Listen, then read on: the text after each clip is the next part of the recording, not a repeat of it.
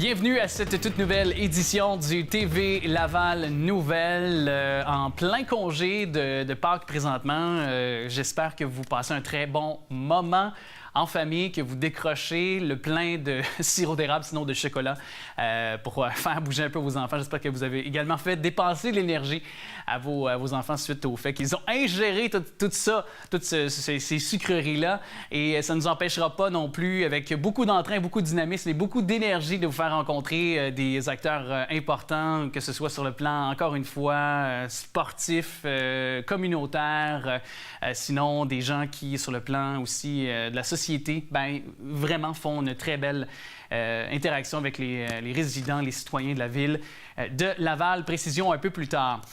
8 dossiers, tout d'abord, secteur nouvelle, qui sont transférés à l'UPAC en 2016 à Laval. Le Bureau d'intégrité et d'éthique de Laval qui a mené 104 enquêtes en 2016, dont 8 ayant été transférées directement à l'UPAC. Des 104 enquêtes effectuées qui sont liées à l'octroi de contrats publics ou à des décisions municipales, 36 étaient de nature policière et 68 de nature administrative. La plupart des enquêtes policières menées l'année dernière sont liées à des vols, à de l'intimidation et à des fraudes. Jointe au téléphone, la porte-parole de l'UPAC n'a pas révélé la nature des dossiers qui leur ont été soumis par le BIEL. On ne commente pas les enquêtes en cours. C'est limité à dire la porte-parole Anne-Frédérique Laurence. Pour la ville de Laval, le bilan du BIEL démontre que la collusion et la malversation ne sont plus tolérées au sein de la ville de Laval. Et ce bilan reflète un des principaux engagements de notre administration et de celle du service de police de Laval, soit de faire échec à la collusion, aux malversations et à l'usage inapproprié des fonds publics pour ainsi contribuer à la protection de l'intégrité et de l'éthique municipale, ce qu'a fait savoir Marc Demers par voie de communiqué. Rappelons que le BIEL a été créé afin de réaliser des actions concrètes visant une meilleure intégrité des processus et des activités de la ville. Et après 3 ans d'absence, on constate que ce modèle est une réussite tant sur le plan des enquêtes que sur le plan de la sensibilisation des employés à avoir de meilleurs réflexes éthiques au quotidien. C'est ce qu'a pour sa part indiqué le chef de la police de Laval, Pierre Brochet. Depuis sa création en 2014, le BIEL a transféré un total de 29 dossiers à l'UPAC et a effectué d'ailleurs 122 enquêtes policières et 200 enquêtes administratives. Arrêt des procédures pour 4 co-accusés de l'ex-maire de Laval, un ancien bras droit de Gilles Vaillancourt ainsi que 3 autres accusés ont été libérés des accusations portées contre eux pour une affaire de fraude et de corruption à la ville de Laval. Le directeur des poursuites criminelles et pénales a déposé le 3 avril des arrêts de procédure par l'avocat Pierre-L. Lambert, les entrepreneurs Lian et Daniel Lavallée, ainsi que le frère de l'ancien maire, Guy Vaillancourt. Ils avaient été arrêtés, dis-je bien, par l'Unité permanente anticorruption en 2013 dans le cadre du projet Honoraire. Et c'est après l'analyse des dossiers que le DPCP a conclu qu'un arrêt des procédures était justifié pour ces 4 causes-accusés. La décision a été prise en fonction de l'arrêt Jordan qui prévoit qu'à moins de circonstances exceptionnelles, un accusé devrait être jugé dans un délai de 30 mois. Depuis l'arrêt Jordan rendu par la Cour suprême en juillet 2016, le DPCP analyse le délai écoulé dans les dossiers et lorsqu'il estime justifié, plutôt que d'attendre un jugement du tribunal, il peut décider alors de déposer un nol prosequi, soit un arrêt des poursuites. C'est son rôle d'officier de justice de procéder de cette façon dans l'intérêt public et pour éventuellement permettre de consacrer les ressources et le temps de la Cour dans les dossiers respectant les plafonds aux plus susceptibles de pouvoir bénéficier de la mesure transitoire exceptionnelle établie par l'arrêt Jordan, peut-on lire dans le communiqué qui est émis d'ailleurs par le DPCP. Avant son arrestation, Pierre-L. Lambert était avocat au cabinet d'Anton-Rainville. Il était considéré comme l'homme de confiance du maire Vaillancourt pour plusieurs projets d'envergure de la ville. Et dans le cadre des travaux de la commission Charbonneau, il a avoué s'être occupé de la caisse occulte du Pro des Lavallois, le parti de Vaillancourt. Il avait alors remis près de 722 000 $ aux enquêteurs de la commission. Une femme fait vivre un enfer, c'est quand même des mots pour appuyer ce que je vais vous mentionner à ses voisins, et ça à cause d'une moufette. Disant avoir été provoquée par ses voisins à l'aide d'une moufette, une femme de Laval leur a fait la vie dure pendant une dizaine d'années. Après les avoir poursuivis, c'est celle qui a vécu l'histoire de l'arroseur arrosé en cour supérieure. La facture a été salée pour la dame qui se nomme Yannick Tello. Elle devra débourser plus de 26 000 $ à la famille Da Silva en vertu d'un jugement rendu lundi par le juge Lucas Granozic. Cette drôle de chicane de voisinage a commencé apparemment l'été 2004 lorsque, justement, Mme Tello a accusé son voisin de garder en cage une moufette qu'il avait attrapée pour qu'elle ne puisse pas profiter de sa cour. Même si les relations étaient alors bonnes entre les voisins, cet événement qui a tout fait basculer selon le jugement. En plus d'insulter ses voisins à diverses reprises, elle vient cogner chez eux un soir de tempête de mars 2007 pour accuser Léonilde Da Silva de tromper son mari avec 2 hommes qui étaient en fait son frère et un enseignant de catéchèse. Yannick Tello leur reprochait aussi d'avoir pelleté de la neige chez elle. Et la voisine continue donc à harceler les Da Silva qui contactent finalement la police en 2009, mais sans succès. Et en dépit de tous ces incidents, les Da Silva tentent de la rencontrer pour mettre fin aux différends. Et non seulement Yannick Tello refuse de discuter, mais elle leur envoie une première mise en demeure en juin 2009, puis une deuxième en juin 2011. Elle entreprend alors une poursuite à la Cour des petites créances réclamant 7 000 $ pour différents troubles, inconvénients, dommages moraux, brimes de liberté, perte de jouissance qui lui ont été causés. Et cette poursuite donc est tombée à l'eau en 2016. Et excédés, les Da Silva ont alors intenté contre elle un recours en injonction et en dommages en 2012 qui a finalement été couronné de succès dernièrement. Et le juge Granozic a été dur envers Mme Tello qui accusait les Da Silva d'avoir gardé une moufette en cage pendant 2-3 semaines, alors qu'en réalité, cela n'avait duré que 2 ou 3 jours. La capture et surtout la provocation de la moufette est indéfendable et invraisemblable, voire absurde, a-t-il écrit. Il a ajouté qu'en général, son témoignage apparaît peu fiable, invraisemblable et improbable, soulignant aussi qu'il s'est contredite à multiples reprises. Coupable d'avoir fraudé son employeur pour 1,3 million de $, c'est une résidente de Laval qui risque 5 ans de prison pour avoir soutiré plus de 1,3 million à l'entreprise Belmont Powell de Boucherville. Entre 2002 et 2015, Brigitte Laflamme travaillait comme commis comptable chez Belmont Powell, une entreprise de mise en marché de produits alimentaires. Et dès 2005, elle a commencé à encaisser des chèques en son nom personnel, falsifiant les livres comptables pour couvrir son crime.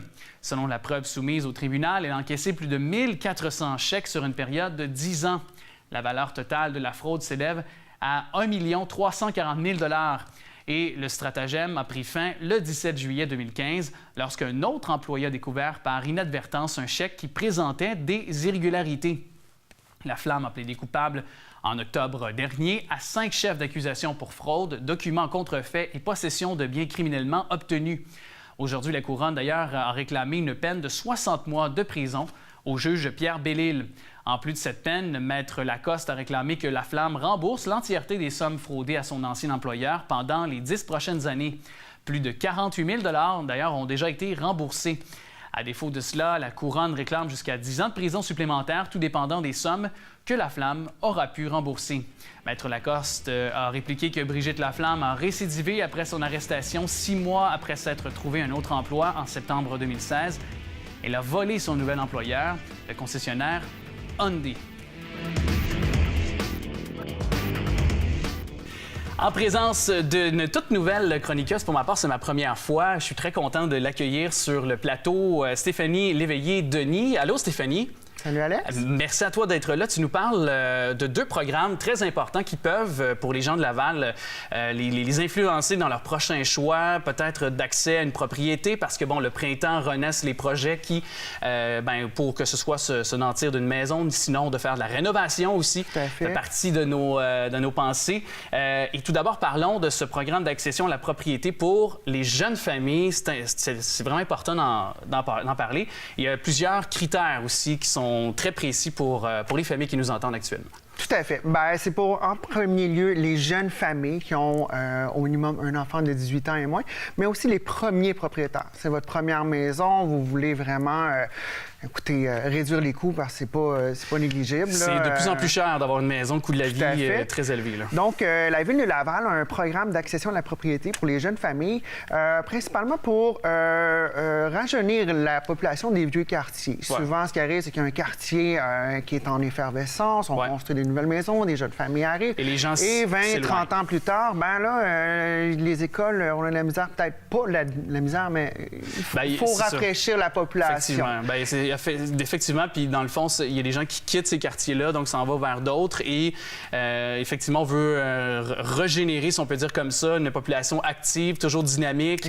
Puis comme tu le mentionnais, je trouve ça très important parce que les commerces avoisinants, souvent, ben c'est cyclique. Hein? Si on consomme moins, tout est un cycle. Il y a des commerces qui ferment, alors ça fait des secteurs un petit peu plus, moins dynamiques. Et justement, concernant ces vieux quartiers-là, c'est quel quartier qu'on parle actuellement? Ben, les vieux quartiers, c'est pas si vieux ça. On va parler du quartier Saint-François qui a peut-être une trentaine d'années. Il y a plusieurs parties. J'ai apporté, Saint-Vincent-de-Paul, Sainte-Dorothée, etc. J'ai apporté une carte qui démontre un petit peu les quartiers. Qu'on peut voir actuellement, d'ailleurs, à l'écran. On peut probablement voir à l'écran actuellement. Donc, cette carte-là, elle est disponible sur le site de la Ville de Laval. Où vous tapez « Accession à la propriété ». Vous allez voir les critères. Les critères, c'est une aide financière jusqu'à 750 qui est une remise, en fait, sur la taxe de bienvenue. Okay. Donc, on paye carrément votre taxe de bienvenue ou à peu près. On vous l'accrédite, en fait. Donc, pour ça, il y a certains, évidemment, critères pour être éligible. C'est pas très compliqué, par contre. Là, les critères sont assez directs et faciles à retenir. Okay. Il faut qu'on soit propriétaire ou que les copropriétaires de la maison vivent sur place. Donc, c'est super important. Par la suite, c'est un lieu résidentiel, non commercial, aucunement admissible, de 1 à 2 logements. Donc, quelqu'un qui veut se donner un levier puis acheter un duplex pourrait bénéficier de... Est-ce que c'est la première propriété? Parce qu'il y a des premières propriétés qu'on a. Première propriété qu'on a ou jeune famille. Donc, souvent, ce qui arrive, c'est qu'en achetant la première propriété, on n'a pas nécessairement d'enfants tout de suite en partant. Ça donne une chance, là, un petit coup de levier. Important à dire que c'est coût d'acquisition maximal sur l'acte notarié de 350 000 $. Ça, ça fait partie des gros critères. Okay. C'est quoi? Il faut que la maison n'excède pas 350 000 $. Tout inclus, l'acte notarié, 350 000 parce que sinon, on n'a pas vraiment besoin de cette... Si on a les moyens de payer, par exemple, une maison de 500 000 c'est que nécessairement, on est capable de payer... C'est pas 750 qui va te casser. Exactement, c'est ça. Donc, à ce niveau-là, c'est ça. C'est maximal jusqu'à 750 de remise sur la taxe de bienvenue. Donc, la taxe foncière quand on arrive dans une nouvelle municipalité. Donc, ce que ça prend, en fait, c'est certificat de naissance de l'enfant ou attestation que c'est une première propriété, qu'on n'a jamais eu de condo, de propriété auparavant. Une preuve de résidence des lieux, que ce soit un permis de conduire, un compte de téléphone, pour vraiment prouver qu'on est sur place. Donc, on peut trouver, j'imagine, ce formulaire-là, puis tous les détails, les technicalités pour avoir recours à ce 750 sur le site de la Ville de Laval, ou sinon, il y a le numéro de téléphone de la boîte vocale du programme, qui est au 450-680-5515. Vous laissez un message, on vous rappelle. Voilà. Et rénovation, restauration de bâtiments patrimoniaux, c'est important parce que ça, c'est plus complexe et quand même, parce qu'il y a beaucoup de technicalités, justement, quand je faisais référence tantôt, pour pouvoir y avoir recours. Donc, c'est ceux qui ont des maisons d'un certain âge qui sont admissibles à ces montants d'argent-là qui sont octroyés par la Ville de Laval. Quel montant, tout d'abord? Jusqu'à quel montant on peut avoir recours, tout d'abord? Le minimum des coûts admissibles se doit d'être au moins 5 000 $. Donc, il faut que vous ayez une maison de type patrimonial, donc des vieilles maisons ancestrales qui datent de minimum, on parle, il n'y a pas de critères. Y a-tu comme un minimum 50 ans, 30 ans, Il n'y a pas 40 de date sur le site. En soi, mais il faut que ça fasse partie, encore une fois, de certains quartiers qui sont plus ancestraux. On va parler du vieux Saint-Vincent-de-Paul, du vieux Sainte-Dorothée. Sainte-Rose, j'imagine. Du vieux Sainte-Rose, etc. Ou est-ce que là, c'est des maisons qui datent de... Rarement les années 20, 50 ans aujourd'hui, on arrive en 1960, c'est plus grand-chose. Exact. Donc, c'est vraiment les maisons de type Boomtown, des trucs ça a été les premières maisons de la Ville de Laval, c'était les maisons qui se sont... Les premiers colons qui se sont installés, colons, les premiers habitants. Parce qu'on a quand même célébré récemment les 50 ans de la Ville, donc c'est sûr que c'est probablement dans les premières maisons de ces quartiers-là. Même avant ça, dans le temps de l'île Jésus, là, on parle. Vraiment, OK. Donc, c'est nos grands-parents, nos arrière-grands-parents et avant ça. Donc, l'aide maximale peut aller jusqu'à 12 500 $ qui peut représenter jusqu'à 40 du projet. Des de coûts rénovation. totaux admissibles, parce que c'est pas OK. tout qui est admissible. Donc, à ce niveau-là, si on fait un petit survol, les travaux qui sont admissibles, c'est des réparations, restaurations et reconstitutions pour donner le cachet d'antan, restaurer la volumétrie de la maison. Si, exemple, il y a eu une addition, un garage qui a été Annexé, peut-être. annexé, un solarium ou quoi que ce soit, on veut assurer une démolition et retourner au cachet d'antan. Est-ce qu'on a besoin aussi d'avoir des entrepreneurs qui sont spécialisés, accrédités? Parce que C'est pas, important. on pourra pas, exemple, remplacer quelque chose qui est fait en bois peint par du MDF Ouais. ou des matériaux Ou composites. nous-mêmes s'improviser. Non, du tout, des du tout. gens qui C'est peuvent, vraiment, il faut rénover. qu'on achète les matériaux qui sont de qualité égale et comparable à ce qui se faisait à l'époque et par des entrepreneurs qui sont spécialisés dans le domaine. Parce que sinon, ça serait trop facile de prendre le beau-frère puis Ben, de c'est ça, s'improviser. Non, ça marchera pas. De prendre du plywood cheapette puis de faire ça. Ouais, un petit toast Sirona avec c'est une ça. bière sa galerie, ça C'est- marchera pas. C'est arrangé. Et il nous reste peu de temps, mais je pense qu'aussi un engagement que la Ville aussi cherche à avoir. Là, parce C'est que un minimum. Si vous avez un montant d'argent qui vous est octroyé jusqu'à la concurrence, jusqu'à 12 500 $, c'est sûr que la Ville exige un petit quelque chose en échange aussi. Bien, évidemment, de respecter les termes et conditions qui sont quand même assez nombreuses, mais c'est pas impossible. Inquiétez-vous pas, vous n'avez pas besoin d'un comptable agréé pour faire la demande. Donc, c'est quand même assez, en anglais, on dit straightforward, mais il y a quand même plusieurs étapes. On passe ça au peigne fin. Il faut qu'on passe avec 2 soumissions d'entrepreneurs spécialisés dans le domaine. OK. Et des soumissions qui sont très détaillées, avec coûts, matériaux, main-d'œuvre. Je pense que l'image aussi, ventilation. l'image de la maison également, Oui, on doit si vous pouvoir s'en servir à des fins promotionnelles pour la Ville de La Laval. Ville nous demande de mettre une petite pancarte pour dire que le projet a été subventionné. Mais c'est quand même peu de choses à comparer De ce qu'on ne d'économiser reçoit. 12 500 Ouais. sur un projet qui peut avoir quand même un Jusqu'à certain- 40 là, comme on disait tantôt en termes de Exactement. pourcentage. Donc, c'est quand même pas mal. Ben, merci beaucoup d'être venu nous en parler. plaisir. Me passe très vite. Donc, rénovation, restauration de bâtiments patrimoniaux et aussi programme d'accession à la propriété pour les jeunes familles. On vient tout juste d'aborder le tout avec notre chroniqueuse Stéphanie Léveillé-Denis. Merci. Ça fait plaisir. C'est un très beau défi parce que depuis plusieurs années, on peut voir émerger de ce mouvement, moi je vais le dire comme ça, vraiment un domaine florissant de jeunes, mais aussi un peu plus âgés, mais des entrepreneurs qui ont vraiment beaucoup à offrir pour le Québec. La relève aussi ici sur le territoire de Laval. Et j'ai l'occasion de parler du défi Ose entreprendre avec Madame Nathalie Plante, qui est commissaire développement entrepreneuriat. C'est au service du développement économique de la ville de Laval. Madame Plante, merci d'être là. Bienvenue, ça me fait plaisir. Grand plaisir de vous accueillir. C'était tout récemment, jusqu'à la mi-mars, on pouvait, pour les gens, précisons-le tout d'abord, avec le défi Ose entreprendre, on pouvait aller déposer nos candidatures. Tout à fait. Jusqu'à la mi-mars. Exact. Et là, justement, depuis ce temps-là, vous avez eu le temps de comptabiliser les candidatures. On en a eu 69 en création d'entreprise cette année, un peu plus d'une vingtaine en entrepreneuriat étudiant pour le défi Ose entreprendre, qui en est à sa 19e édition Exact. cette année. Et le service de développement économique de la Ville de Laval est encore une fois le responsable régional Chapeau. pour Laval. Ouais, Tout il y à a fait. 2 volets, hein? Il faut Oui. préciser aussi aux gens qui nous écoutent présentement. Exact. Le volet entrepreneuriat étudiant et le volet création d'entreprise. Mais c'est le seul concours au Québec qui s'adresse à ces 2 clientèles-là en même temps. Donc, les nouvelles entreprises du Québec, plus précisément de Laval. Déjà, on a pu voir depuis quelques années les bienfaits. J'imagine que ça incite. Puis, tu sais, on martèle souvent le fait que, bon, les Québécois sont peut-être moins entrepreneurs, il y a peut-être moins de relève, il y a peut-être moins de dons naturels en ce sens-là. Mais j'imagine que ce genre de mouvement-là, de défi-là, ça engendre, puis ça donne le goût, la piqûre à ces jeunes, puis à la population générale. Là. Exact. Bien, en fait, moi, je vois pas ça. Hein. Ça fait un peu plus de 20 ans OK. que Ouais, je suis vous êtes dans le développement. l'entrepreneuriat.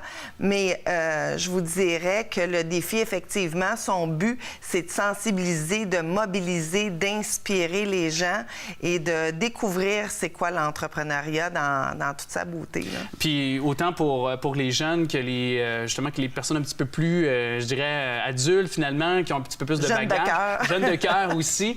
Et puis qu'est-ce qu'on dénote malgré le fait que ces 2 volets qui sont différents, c'est toujours les mêmes qualités, hein, pour les entrepreneurs qu'on a. Même autant quelqu'un de 10 ans, 12 ans que quelqu'un de 35 ans, par exemple. Tout à fait. Bien, en fait, les qualités entrepreneuriales, on veut que tout le monde les ait parce que c'est de l'autonomie, c'est de la persévérance, c'est savoir gérer les priorités. Fait que c'est bon pour... Le leadership, effectivement, c'est bon pour un employé, c'est bon pour un jeune, c'est bon pour tout le monde. Donc, d'où l'importance de ce concours-là. Puis de la belle soirée. De la belle soirée. Bien, on va l'aborder immédiatement. C'est le 4 mai. C'est donc à l'Embassy Plaza, ici à Laval. Et puis, c'est une grosse soirée. Là. Oui, Ose Laval. Ose Laval, oui. Et je veux qu'on précise, parce que là, je ne sais pas par où commencer tellement qu'il y a d'activités. Allons-y par les conférences, d'abord. Mais oui, on est très chanceux cette année. On a 2 beaux conférenciers, en fait. Hugo Dubé, qui est comédien. Auteur aussi. Qui est auteur, qui est conférencier aussi. Puis il y avait un fit naturel. La plupart de ces conférences commencent par oser quelque chose. On sentait, on était appelés, très sympathique aussi comme personne. Donc, il va être notre animateur de la soirée, ainsi qu'un des conférenciers va faire la conférence Oser entreprendre. Donc, tout peut... oser une idée, pardon. Tout peut s'enclencher. Donc, ça va être super inspirant. J'imagine, avec l'énergie qu'il y a, là. Tout à fait. Et Juliette Brun, de Juliette et Chocolat. Belle entreprise. Tout à fait. Et sa conférence, c'est la femme derrière le chocolat. Donc, on va apprendre un peu plus quelle est son histoire pour pouvoir s'inspirer et peut-être goûter à ses chocolats. Je le souhaite beaucoup pour les gens. Il me semble que, tu sais, je vois pas un printemps sans avoir du chocolat, sans avoir... ça goûte le printemps, les crêpes de Juliette et Chocolat. Tout à fait. Et puis aussi, il y aura une portion interactive durant la soirée qui aura lieu le 4 mai aussi, là. Tout à fait. Il va y avoir plein d'activités où ce que les gens vont pouvoir essayer des trucs, mais surtout vivre un peu ce que c'est l'entrepreneuriat en une soirée. Donc, ils vont... On va parler des lunettes, je pense. Oui, ça, des il lunettes, va y avoir des lunettes 3D. On va pouvoir dessiner. Les gens vont être invités à faire des murales. Ça, il va y avoir toutes sortes de choses vraiment flyées pour un peu démontrer qu'est-ce que c'est l'entrepreneuriat, que c'est pas une belle ligne droite. Ah, c'est ça. Et ça s'adresse à tout le monde. Il faut le marteler, il faut le maintenir parce que tout le monde qui a de l'intérêt pour l'entrepreneuriat, qui s'y plonge quotidiennement, peu importe, on invite les gens le 4 mai. Puis aussi, les gens qui ont déposé leur candidature, c'est comme une forme de réseautage pour eux de faire connaître leurs entreprises. Ils seront là, une trentaine d'entreprises, je pense, sur place le 4 mai. En fait, oui, il va y avoir 35 kiosques et tous les 69 participants qui ont déposé leur candidature en création d'entreprise vont être là. Il va y en avoir 35 qui vont avoir un kiosque et souvent, ça va être dans leurs premières expériences là, de vente, mais c'est pas de la vente comme telle, mais de présenter leur projet, tout ça, et les gens vont pouvoir les questionner et c'est une belle occasion d'apprentissage aussi. Vraiment réel. Puis il faut pas oublier non plus la raison d'être de Ose Entreprendre, c'est qu'on remet des prix aussi. Il y aura des lauréats dans des catégories lors du 4 mai. Tout à fait. Il va y avoir 8 prix qui vont être remis en création d'entreprise, donc dans différentes catégories. Et ensuite, il va y avoir un grand prix qui est le prix Réussite Inc., qui est remis à une entreprise qui a déjà participé au concours, mais ça fait plus que 5 ans qu'elle est en affaires. Donc, ça va être... Et c'est les lauréats régionaux. C'est très important parce que ce concours-là, il y a... En fait, ce défi-là, il y a une autre étape. Faut pas se mélanger, mais c'est vrai que c'est mélangeant, défi, concours. Exact, c'est la même chose.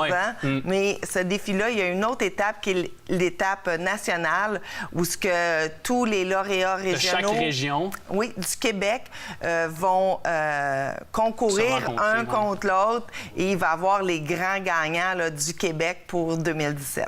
Intéressant, puis ça, ce sera plus tard au cours... Exact, le 14 juin. Le 14 juin prochain, alors on pourra, c'est sûr, y revenir.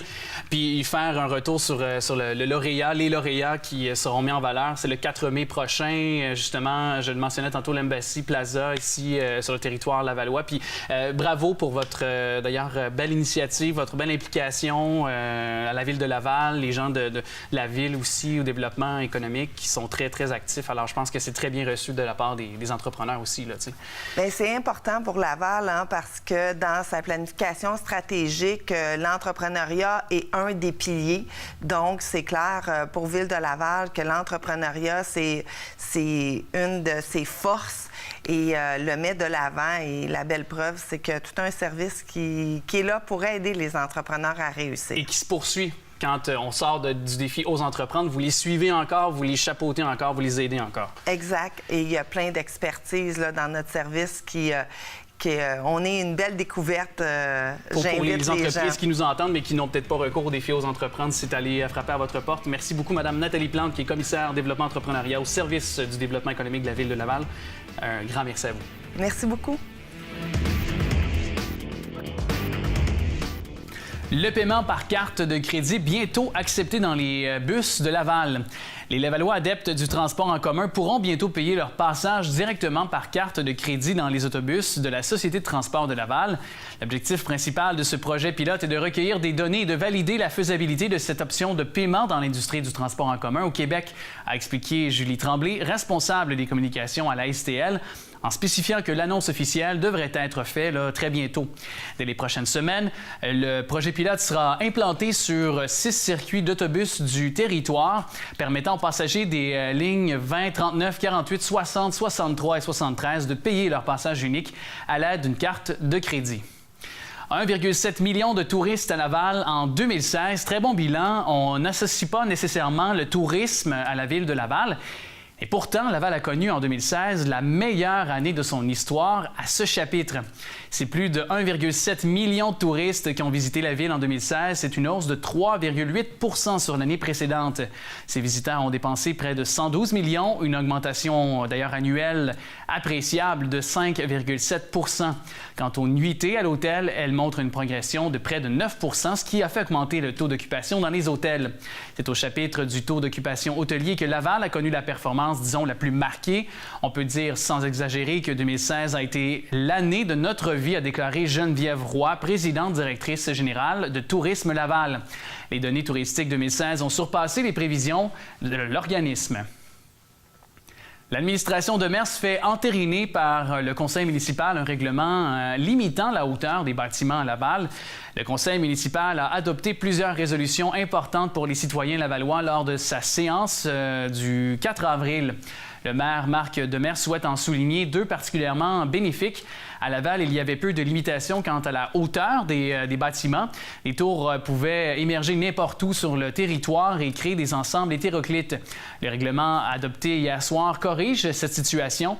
En effet, des règles claires viennent maintenant limiter la hauteur des nouveaux édifices. Laval se donne des règles d'urbanisme moderne afin de créer des milieux de vie intéressants. C'est la fin de l'anarchie et le début du développement planifié à Laval, a déclaré le maire Demers en marge de cette annonce. Un des effets recherchés de dessiner un centre-ville au volume harmonieux. Ce quartier central, d'ailleurs, couvre un vaste territoire qui englobe, entre autres, le carrefour Laval, la cité de la bibliothèque et le collège Montmorency. Les hauteurs permises dans le périmètre augmentent ainsi graduellement, passant de 8 étages en périphérie après des zones résidentielles à 10, 15 et 25 étages jusqu'au cœur du nouveau quartier où les bâtiments pourront excéder 25 étages. Un quartier emblématique axé sur le divertissement, la culture et les affaires prend forme à Laval. Nous voulons en faire un lieu invitant, stimulant et beau, a ajouté le maire Demers. Cette approche contribuera à créer un environnement qui respecte les zones résidentielles existantes, tout en permettant de créer un ensemble urbain cohérent. Les occasions de développement resteront nombreuses et les nouvelles constructions seront érigées dans un environnement de qualité. Il en va de même dans les autres quartiers où les hauteurs n'excéderont pas 6 à 8 étages. Le règlement entériné est intérimaire et sera en vigueur jusqu'à l'adoption de nouveaux règlements d'urbanisme de concordance au schéma d'aménagement et de développement révisé qui viendront moduler les hauteurs maximales dans le respect du cadre bâti existant. Et dans l'intervalle, des modifications resteront possibles. Les citoyens qui veulent des rues, évidemment, sécuritaires, on le comprend. Et sous la recommandation du comité exécutif, le conseil municipal a adjugé 2 contrats d'une valeur de près de 8 millions de dollars pour l'implantation des systèmes d'analyse de la circulation dans le but d'instaurer les mesures d'apaisement les plus efficaces et sécuritaires possibles. Les Lavallois tiennent un milieu de vie paisible. La circulation automobile constitue l'un des irritants nous étant le plus souvent rapportés.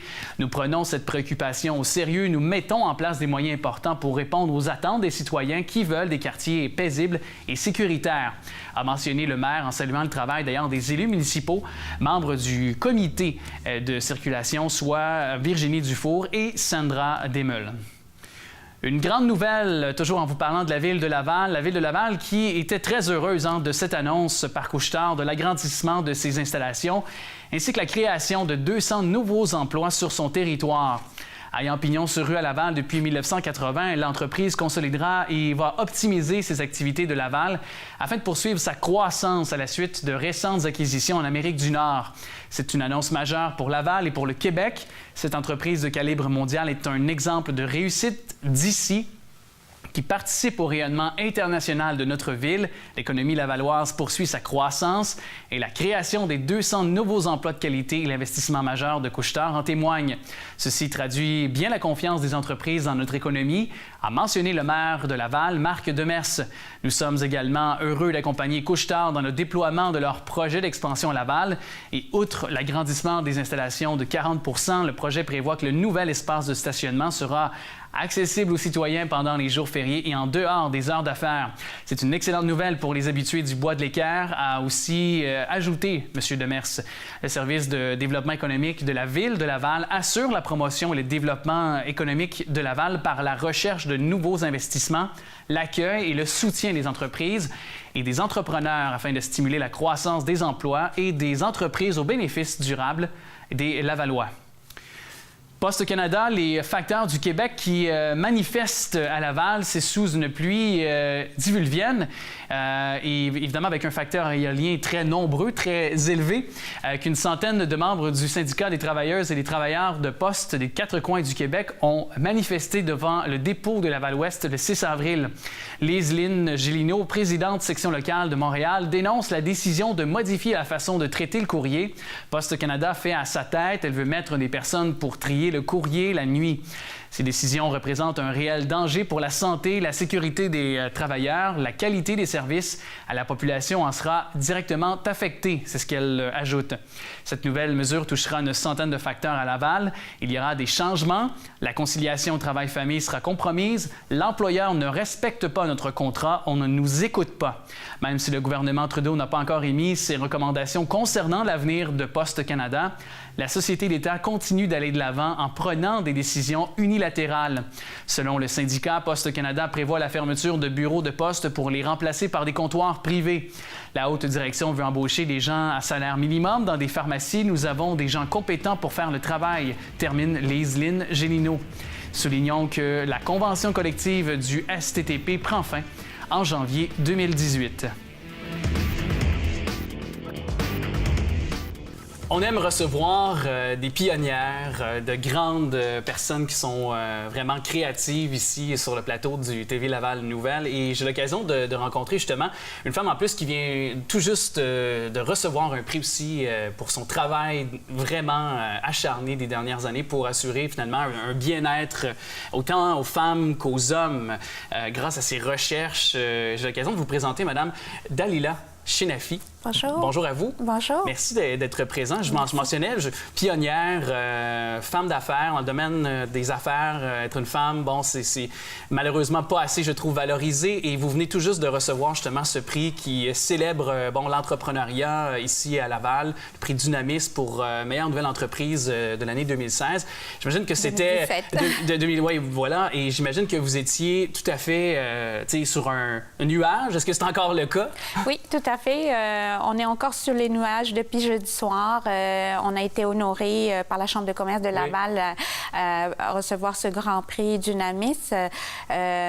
J'avoue que c'est une récompense extraordinaire pour moi, pour mon équipe. Une récompense de 3 ans de travail de recherche et développement pour nos produits. Parce que, faut le dire, vous êtes déjà propriétaire d'une clinique, mais en marge de ça, vous avez aussi développé, c'est-à-dire un nouveau produit qui est fait à partir de huile de pépins de figues de Barbarie. Tout à fait. Et c'est unique, ça. Oui, tout à fait. Alors, moi, je suis originaire de l'Algérie. Oui.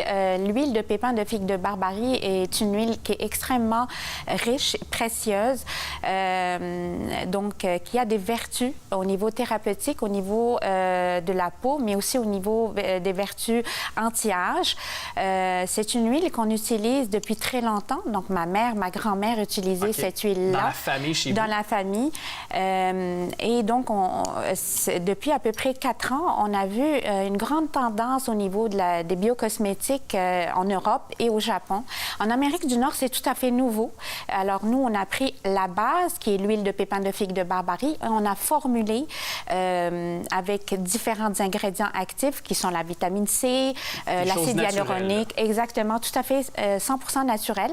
On a développé des crèmes et des sérums, donc pour plusieurs types de peau, donc pour des peaux matures, pour des peaux sensibles et pour des peaux normales. Ici au Canada, c'est sûr qu'avec l'environnement, le froid, on observe plusieurs cas ou préoccupations au niveau de la peau. Okay, oui. Alors, est-ce que ça intervient d'ailleurs encore de manière plus, tu sais, comme éloquente dans plusieurs choses, c'est-à-dire est-ce que ça peut intervenir pour, je pense aux femmes à un certain âge, la cellulite par exemple, ça peut Tout à fait. Alors ça va aussi régler des problèmes au niveau des vergetures, au niveau de la cellulite, parce que c'est un ingrédient actif qui va travailler au niveau raffermissement, mais au niveau régénérescence des cellules. Okay. Donc on travaille au niveau des fibroblastes, la synergie, développement des fibroblastes et donc la régénération du collagène et d'élastine. C'est un produit qui est extrêmement riche en oméga 6, en oméga 3 et en tocophérol, donc en vitamine E pure. Ça, on applique ça partout, sur la peau? Alors, on applique ça sur la peau, bien sûr nettoyée, et de préférence le soir. Donc, c'est là où les cellules vont se régénérer le plus. Pendant la nuit. Et donc, on voit une nette différence, parce que nous, on a fait des études cliniques prouvées. Des recherches. Des recherches, tout à fait. Au bout de 2 semaines, 3 semaines, les cellules commencent à se régénérer. Il y a un effet notoire au niveau des résultats visibles et naturels, bien évidemment. Et je voulais vous mentionner aussi, parce que je regardais votre parcours aussi, vous avez fait toutes sortes de choses dans votre vie jusqu'à présent. Maman, en plus de 3 enfants, je me demande comment vous avez trouvé tout le temps pour faire ça. Mais bref, vous avez aussi une base en biotechnologie, si je ne me trompe pas. Tout à fait. Donc, j'imagine que ça vous a aidé aussi à faire des tests puis à trouver ce produit-là. Tout à fait. Alors, je suis docteur en biotechnologie, en biologie, puis naturopathe. Je siège aussi également sur le concours national Ose entreprendre depuis 2011 sur le comité innovation technologique et bioalimentaire. Une implication qui est, je dirais, tout à fait naturelle par rapport à mon cursus. J'ai travaillé pendant à peu près 16 ans dans des grandes firmes de comptabilité, finance, en consulting, recherche et développement, où j'ai desservi plus que 600 entreprises, donc des PME, des multinationales, au niveau de la recherche et développement, donc pour aller chercher des subventions. Je suis passée de l'autre côté de la barrière en tant qu'entrepreneur. C'était justement, c'est ça ma question, parce que ce sont quand même des emplois qui sont quand même très, j'imagine, stimulants. Oui, tout à fait. Mais de vouloir se mettre un peu dans le trouble, de vouloir mettre les mains à la pâte. Dans le fond, j'ai toujours eu l'âme ou la fibre entrepreneuriale depuis que j'étais toute jeune. Mes parents sont des entrepreneurs. Mon grand-père était entrepreneur. Donc, j'ai toujours eu cette fibre, j'allais dire, dans les gènes. Alors, c'était pour moi un parcours assez traditionnel de passer de l'autre côté de la barrière et d'avoir tous les défis d'une femme et d'une entrepreneur avec donc des enfants. Est-ce que vous avez eu justement en tant que femme, c'est beaucoup un sujet qui revient présentement dans l'actualité, mais est-ce que pour vous ça a été difficile parfois de connaître certaines portes puis de certaines instances financières finalement pour solliciter un peu aussi d'autres personnes d'affaires? Est-ce que pour vous en tant que femme ça a été difficile ou ça a été... Bien, dans le fond, je suis chanceuse parce que d'abord j'avais déjà un réseau qui était là, qui m'a permis justement l'ouverture de certaines portes qui étaient plus difficiles, ou, éventuellement dans le financement. Il faut s'entourer de bonnes personnes, des ressources qui vont nous pousser vers le haut.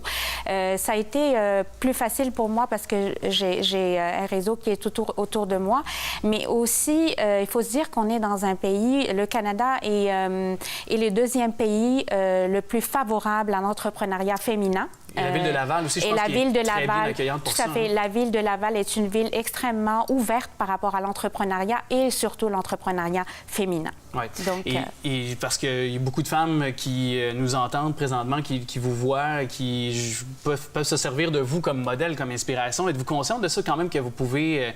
vous avez parlé de votre rôle au sein de Ose Entreprendre, du défi Ose Entreprendre comme membre du jury tantôt. Tout à fait. Et puis je pense que vous en êtes la preuve éloquente que vous pouvez donner de belles inspirations. Alors, je suis tout à fait ouverte. J'aide toutes les personnes qui vont cogner à ma porte. J'en ai aidé beaucoup, surtout dans ma communauté maghrébine, mais je suis tout le temps sollicitée pour revoir des business cases ou pour aider à lancer des produits. Bien évidemment, je reste tout à fait ouverte. Et ce que je trouve beau aussi avec vous, c'est que vous êtes la preuve que toute personne, peu importe, on peut s'intégrer. Peu importe quelle origine on vient, on peut très bien s'intégrer, participer à la collectivité, à l'économie. Vous en êtes la preuve vraiment. Donc, participer à l'économie du pays, puis à la création d'emplois, très important pour justement aller au-delà au niveau de l'innovation. Et en plus, vous faites du bien auprès des femmes et des hommes. Je pourrais mettre de la crème? Oui, tout à fait. Ah, je peux? Tout ce qu'il faut pour ça. Je vais aller m'en chercher de la crème chez vous. Un grand merci d'être passé nous voir. Merci Alex. C'est soirée de gala ce soir au Château Royal de Laval et je suis présentement avec la présidente directrice générale de la Chambre de commerce et d'industrie de Laval. Bonjour, Madame Provost. Bonjour. C'est le gala Dynamis ce soir, c'est bien ça? Exactement, la 36e édition. Et puis, qu'est-ce qui se passe ce soir? Qu'est-ce qu'on célèbre ce soir au gala? En fait, on célèbre les entreprises, leur réussite, la réussite des gens d'affaires de Laval qui font en sorte d'être des créateurs de richesse et de participer au développement économique de la région et bien sûr, celui du Québec. Et on dit qu'il y a environ autour de 11 000 entrepreneurs dans la grande région de Laval. Comment est-ce que vous avez fait pour aller chercher des participants? En fait, premièrement, c'est la 36e édition, donc les entreprises sont bien au fait du concours Dynamis. C'est un concours extrêmement important, rigoureux, dynamique, et on les sollicite avec un comité de recrutement qui travaille très fort à aller chercher leurs clients, les entreprises qui sont parfois un petit peu moins connues, pour qu'on puisse les reconnaître à la Chambre de commerce dans le cadre du Dynamis. Et à l'époque, en 1981, il y avait 9 catégories. Maintenant, on se retrouve avec 17 catégories. Oui. Donc, ça a beaucoup évolué. Bien, ça a beaucoup évolué parce qu'il y a un comité de travail à chaque année, dès le lendemain du gala d'ailleurs, qui commence à travailler sur la révision du concours. L'idée étant d'être toujours à l'affût de ce qui se passe dans l'économie de Laval pour être certain qu'on puisse reconnaître les entreprises qui performent aujourd'hui. Et quel avantage ont les entrepreneurs à s'inscrire au concours? En fait, il y a beaucoup d'avantages. Je vous dirais que la plus importante, c'est très certainement la fierté d'être reconnus pour ce qu'ils font de mieux dans la vie, donc de gérer leur entreprise, de participer à la création de richesses. Et c'est aussi un élément de fierté, de mobilisation des employés d'une entreprise qui se voit reconnaître tout le travail qu'ils font pendant un an. Donc, il y a eu des premières nominations qui ont été faites en février dernier. Exactement. Et ce soir, on se retrouve vraiment avec les grands lauréats. Comment est-ce que... De qui est constitué le jury ce soir? En fait, ce sont des gens qui proviennent tous de l'extérieur de Laval. Ils ont une expertise particulière dans différents secteurs du développement économique et qui correspondent évidemment aux catégories, aux 17 catégories du concours. C'est un concours aussi qui est supervisé par une firme d'avocats depuis 20 ans, DeVaux Avocats. Donc, comme je vous dis, c'est un processus extrêmement rigoureux, très, très éthique. Et ça, on est très, très fiers de ça, vraiment. Et comment vous décririez le contexte de l'entrepreneuriat en ce moment à Laval? En fait, Laval, c'est une région qui est très dynamique. C'est une grande ville, c'est la 3e du Québec, il ne faut pas l'oublier. Presque 12 000 entreprises, si on calcule l'ensemble des entreprises de Laval, incluant les travailleurs autonomes, etc. Donc, c'est extrêmement performant.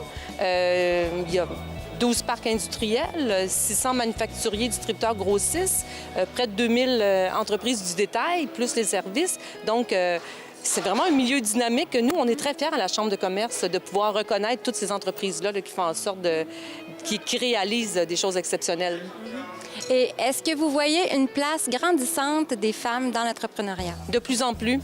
De plus en plus, on le voit dans différents secteurs. Moi, je travaille beaucoup avec mes partenaires, les partenaires socio-économiques de la région. Il y a beaucoup de femmes qui occupent des postes comme le mien dans les organismes de soutien au développement économique. On le voit de plus en plus aussi de femmes à la tête d'entreprise ou à occuper des postes de haut niveau. Donc, il faut encourager cela, c'est sûr et certain. C'est extrêmement important pour en être très fier. Oui. Mais je vous remercie beaucoup, Mme Provost. Je vous souhaite un excellent gala. Et pour les gens qui voudront connaître les lauréats de la soirée, ils pourront aller sur le site du Gala Dynamis? Absolument. www.ccil.qc.ca, ccil-laval.qc.ca, pardon. Et toutes les informations vont être là dès demain matin. Merci beaucoup. Bonne soirée. Merci, madame.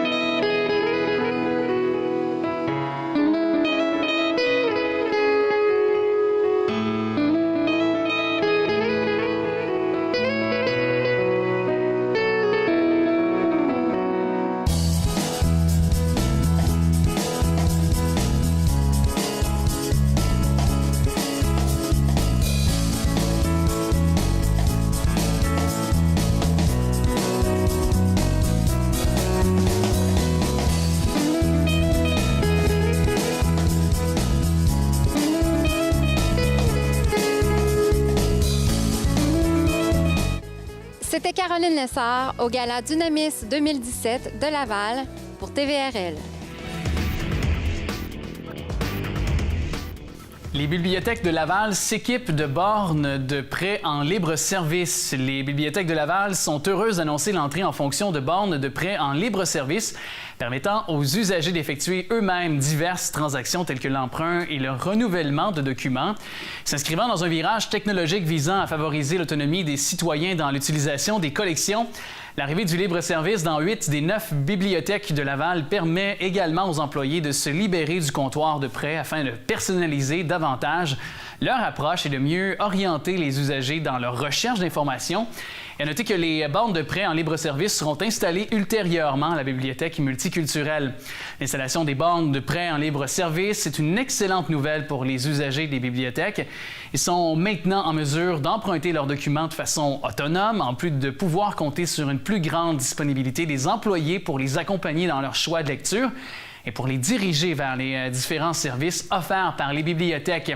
Les documents n'auront jamais été aussi accessibles pour les Lavallois et Lavalloises.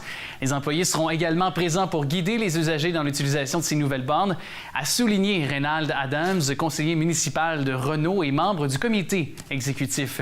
Au cours des 2 prochaines années, des chutes à livres intelligentes, de même que des salles de tri, seront installées dans la plupart des bibliothèques. Et les comptoirs de prêt seront également modifiés en comptoirs d'accueil. Afin d'assurer un accès rapide et sécuritaire à leur dossier par le biais des bornes de prêt en libre-service, les citoyens sont invités à avoir en main leur carte Avantage Laval. D'ailleurs, les usagers qui auraient perdu leur carte, de même que ceux dont la carte est expirée, ont la possibilité de la faire remplacer gratuitement. Et ça, c'est jusqu'au 31 août prochain. La Ville, fière d'appuyer 2 institutions majeures de Laval dans le cadre de 2 ententes pluriannuelles, la Ville de Laval est heureuse de remettre à l'Université de Montréal une contribution de 600 000 $ et à la Fondation Cité de la Santé une contribution de 200 000 $ pour 2017. L'entente avec l'Université de Montréal, d'une durée de 9 ans, s'inscrit dans le cadre de l'implantation du programme éducationnel à son campus situé près du métro Montmorency.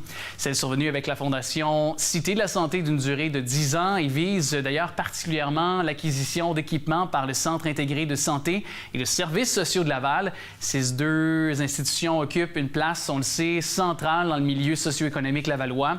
Nos contributions financières en reflètent toute l'importance. Avec le campus de l'Université de Montréal, Laval bénéficie de la présence d'une institution de savoir remarquable qui, par son offre de formation dans les secteurs de l'éducation, des services psychosociaux et de la santé, particulièrement en sciences infirmières, contribuent à consolider notre secteur des sciences de la vie. De plus, grâce à notre contribution, nous savons que la Fondation Cité de la Santé est plus en mesure d'acquérir des équipements à la fine pointe, si importants pour notre communauté. Les deux réunis constituent d'ailleurs des employeurs de choix qui contribuent, on le sait, à faire de Laval un pilier en matière de santé, de sciences et de la vie au Québec. C'est ce qu'a mentionné d'ailleurs le maire de Laval, Marc Demers. Ce campus de Laval est une extraordinaire réussite, souligne Éric Filteau, qui est vice-recteur aux finances et aux infrastructures de l'Université de Montréal.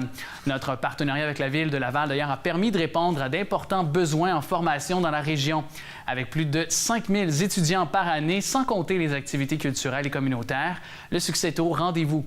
Nous sommes heureux de pouvoir compter sur l'engagement soutenu de la Ville de Laval afin de réaliser notre mission, soit de contribuer à l'amélioration des soins et des services du CI3S de Laval, a déclaré aussi Alain Demers, directeur général de la Fondation Cité de la Santé.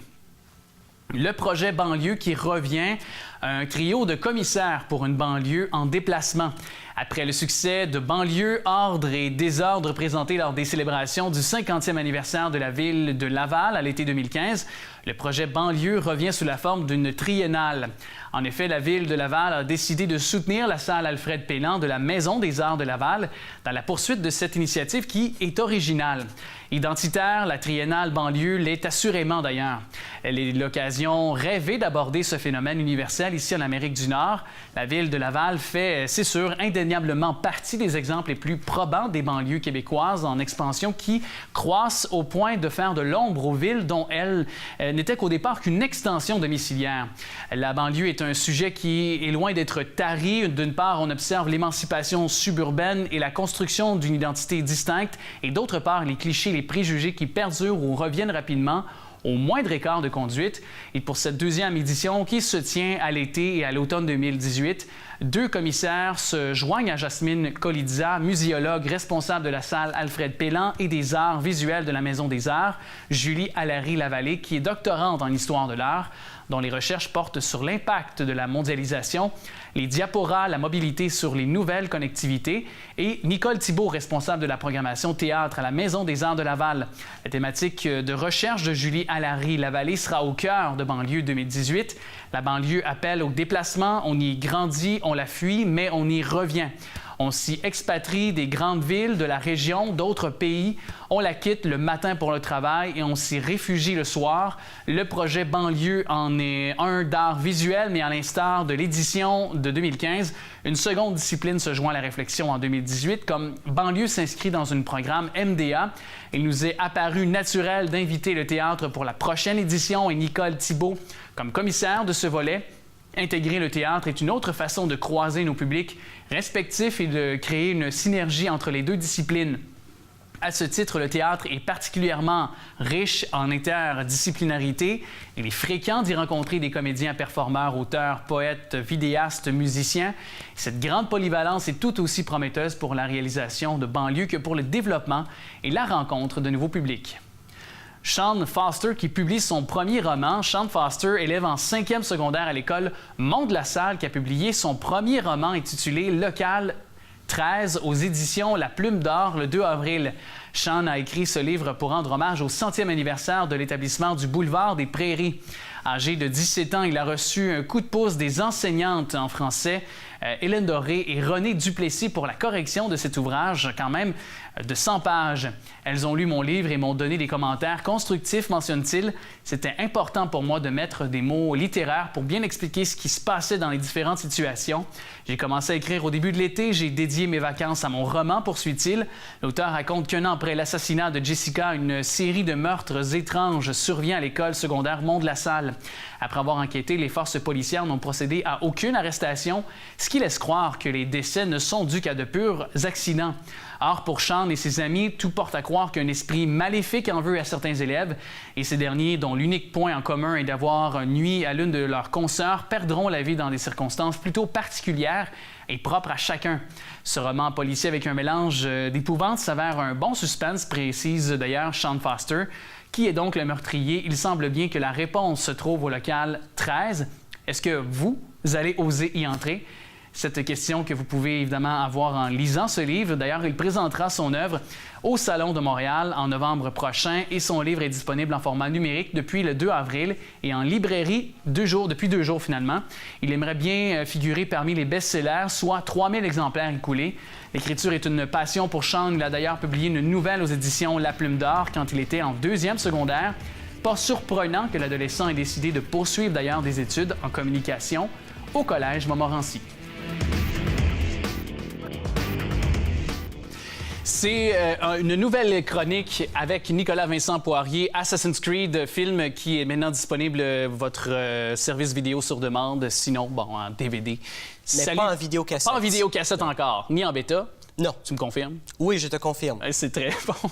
Je suis très content de te retrouver, Nicolas Vincent Poirier. Toujours le fou rire, il faut préciser aux gens, avant même qu'on entre en ondes, on a toujours une espèce de fou rire mutuel.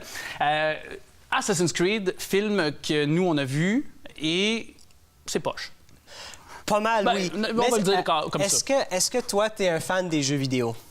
Oui, mais je n'ai jamais aimé la transposition en film et je n'ai jamais trouvé que c'était, sauf en de rares exceptions, que de partir d'un jeu vidéo et de le mettre par la suite en support film, en film carrément cinéma, que c'était réussi. Tomb Raider, c'était pas réussi. Non, mais justement, je trouvais ça important d'en parler maintenant et non en décembre de ce film-là, parce que pour voir justement où va aller le box-office par rapport à ce film-là. Parce que depuis que le premier film basé sur un jeu vidéo, ça a été en 93, Super Mario. Et bon, ça a été un flop commercial. Le film a coûté 48 millions, il en a fait 20 seulement. C'est même les jeux de société Clou, c'était-tu poche? C'était pas... Mais dans ce cas-ci, mettons juste les jeux vidéo. Écoute, le plus gros succès commercial, c'est Warcraft cet été, qui a quand même fait 466 millions au box-office. Puis bon, la plus grande franchise, c'est Resident Evil, évidemment.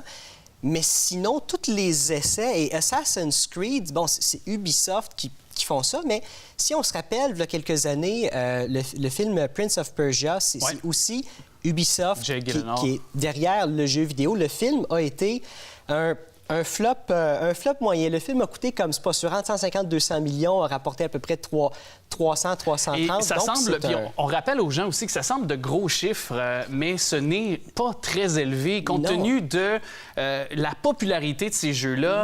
Et aussi c'est que le public, ce qui est les geeks en général, ceux qui sont interpellés pour être le public naturel de ces films-là, ben n'y vont pas, ne sont pas en majeure partie présents. Alors c'est là où ton public cible, en plus, que tu vises, il ne va pas en salle, donc. Moi, je trouve le plus gros non-sens là-dedans, c'est que les jeux vidéo, depuis 2013, en tout cas, l'industrie des jeux vidéo fait beaucoup plus d'argent, le double de ce que Hollywood peut rapporter. Donc, rendu là, pourquoi... Adapter. À quoi ça sert? Tu sais, je comprends que on veut aller chercher un autre public avec ces films-là et que l'argent principal ne vient pas des films, mais plutôt des jeux vidéo, puis le film, c'est un produit dérivé. Je le comprends, puis bon, avec ça, tant mieux, ils sont capables d'aller chercher une autre clientèle. Mais là-dedans... Parce que l'intérêt, c'est ça aussi. L'intérêt d'un film comme ça... Ils n'ont même pas besoin. Ils se font le double de l'argent. Je prends Assassin's Creed, le premier jeu. Il a coûté 20 millions et il s'est vendu à 11 millions de copies. Fais le calcul. Plusieurs centaines de millions de dollars.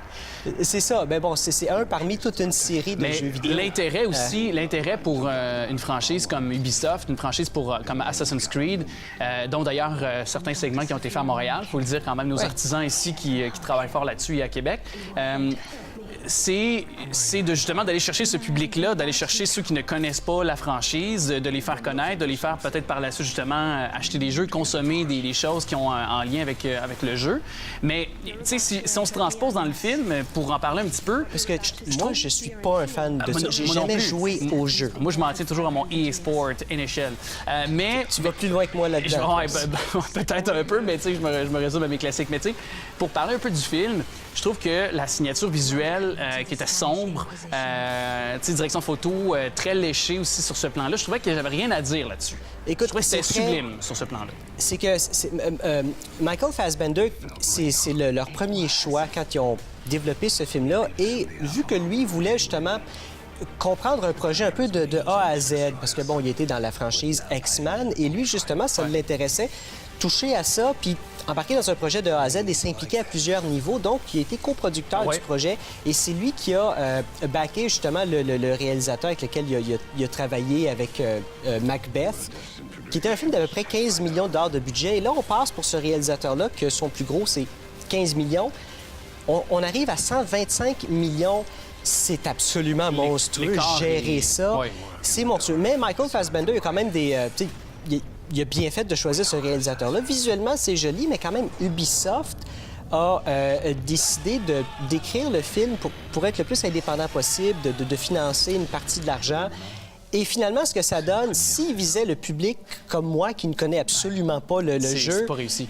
Écoute, pourquoi est-ce que ça existe? Je regarde le film et à quoi ça sert? Ils vont pas me faire jouer à ce jeu-là. Absence de dialogue, absence de dialogue dans une intrigue qui en aurait quand même besoin un peu. Mais quand même, les jeux vidéo sont reconnus pour leur côté historique, à quel point, bon, c'est représentatif de Bien, il faut dire l'histoire. aussi aux gens qui ne l'ont pas vu encore, c'est qu'il y a l'espagnol, il y a le sous-titrage. Donc, on a quand même été réaliste dans le... Quand tu parlais de recréer certains passages historiques, il y a quand même je trouve, quand je reviens à la signature visuelle, je trouve que, bon, le décor ancien est intéressant, mais lorsqu'on est... Je ne vais pas brûler de punch non plus sur l'intrigue, mais lorsqu'on est dans l'espèce de laboratoire où, bon, les personnages qu'on voit dans Assassin's Creed ils sont en temps réel de notre ère à nous. Et la chaise, c'est la fameuse... J'ai trouvé ça irréel. Puis à un moment donné, pourquoi il s'arrache le chandail? Parce qu'à un moment donné, il y a Michael Fassbender parce qu'il voulait se montrer les pipes. That's it. Mais tu sais, à un moment donné, comme on peut pousser loin la réflexion, mais ce film-là, à la base, c'est dans un but purement commercial. C'est d'en développer une franchise. Est-ce que c'est bien réussi? Écoute, le film est un flop. Ils sont encore en train d'évaluer. Il a perdu... Il n'y aura pas de suite, hein, je pense. Il aura perdu. On voulait créer une franchise au départ. Tous ces films-là, c'est ça le but de la chose. Mais le film a perdu jusqu'à date. Ils sont encore en train d'évaluer. On parle entre 75 et 100 millions de dollars. Et comme n'importe quelle future franchise, pendant que celui-là était en train de se faire, il était déjà en train de développer le film suivant. Et je pense pas du tout qu'il va y avoir un autre film. Mais tu sais quoi? Moi, j'ai espoir dans ces films-là parce qu'il y a toujours eu des flops. Je prends Street Fighter. Ça a été mauvais en 94. Et ça a été absolument horrible quelques années après. Mais Jean-Claude Van Damme, en plus... Mais bon, il était de son époque. Désolé, c'est ma nostalgie qui me par contre, ce qu'il faut préciser, c'est qu'avant, les films de super-héros étaient traités un peu de la même façon. Tout le monde comprenait qu'il y avait un potentiel commercial. Personne ne savait comment y arriver. On l'a atteint au début des années 2000, puis le look, l'esthétique, c'est vraiment en 2008 à partir de ce film Dark Knight. Dans les jeux vidéo, on essaie, mais je suis sûr qu'à un moment donné, ils vont trouver la bonne formule, même si c'est un peu décourageant quand on regarde... ce qui se passe. Alors, le mot de l'amour, fin de l'histoire, il n'y aura pas de suite. Peut-être si vous voulez un divertissement week-end de Pâques, si vous avez peut-être... Mais quand on a mal à la tête, ça se regarde très bien. Oui, aussi, c'est vrai. Et d'ailleurs, ça entre bientôt au cinéma, puis j'ai hâte, j'espère que tu iras le voir. C'est ton défi de la semaine. Rapide et dangereux, le nouveau volet, Le destin des dangereux en français. Je compte sur toi pour aller le voir, t'as pas le choix. Je l'ai dit en honte parce que je sais que tu détestes la franchise. Alors, c'est réglé et tu vas voir ça. Merci.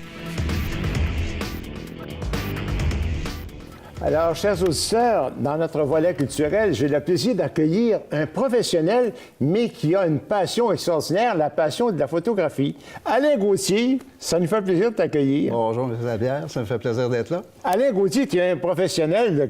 Quelle profession tu exerces? En fait, j'ai le plaisir d'être dentrologiste depuis déjà 37 ans. 37 ans.